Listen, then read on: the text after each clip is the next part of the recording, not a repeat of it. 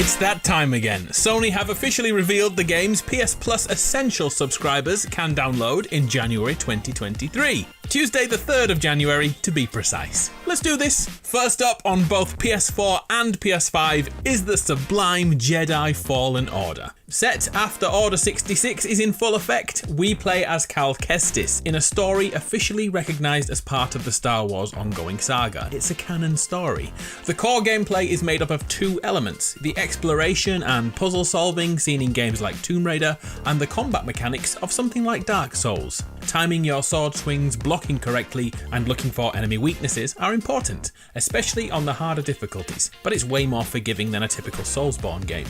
The best bits are the Force abilities and the surprisingly interesting story. Pushing enemies away or deflecting laser fire feels as epic as you'd expect, and after about 20 hours of gameplay you'll reach the finale, which lives up to expectations too. Another great inclusion in Fallen Order is Metroidvania style backtracking, going back to a location you haven't been to in hours with a brand new ability which reveals a completely new path to explore. It's such a good game, it's already getting a sequel, it's on the way. Professional reviewers love Fallen Order with the average score about 8.5 out of 10. So it's good, you should play it, and I'll race you to the Platinum Trophy.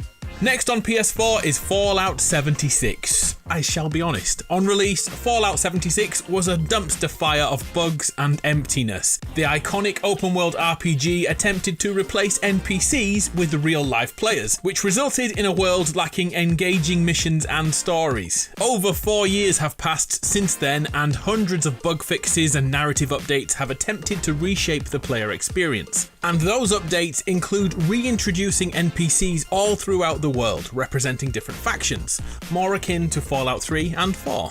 The story is set as nuclear bombs end civilization as we know it, and 25 years later it's time to exit the vaults that saved us and venture back into the world. Fallout 76 is rated 2.8 out of 10 by players on Metacritic and a huge 5 out of 10 by the pro critics. Yikes. I wonder how many of those reviewers went back to see if Fallout 76 had improved. And finally, a game with an old school vibe, Axiom Verge 2. It's a Metroidvania outing which deliberately looks like the 8-bit versions of the games it's inspired by. The story sends a mother to Antarctica looking for her daughter. She stumbles upon the ability to harness nanomachines that give her new powers, and off she goes. Essentially, this is a 2D side-scroller, but there is a really clever dual reality mechanic in Axiom Verge 2, as we can shift to a hidden dimension. The story combines the earthly overworld with this artificial underworld to build a pretty interesting story, but the thing is, if you want to see the final cutscene, you'll have to finish the game with a high percentage. Or you could just look on YouTube, I guess. So that's it, that's the month and that's our games. What are you playing in 2023? Jedi Fallen Order, right? I'm Adam, it's been a pleasure, all the best for 2023, I'll see you next time.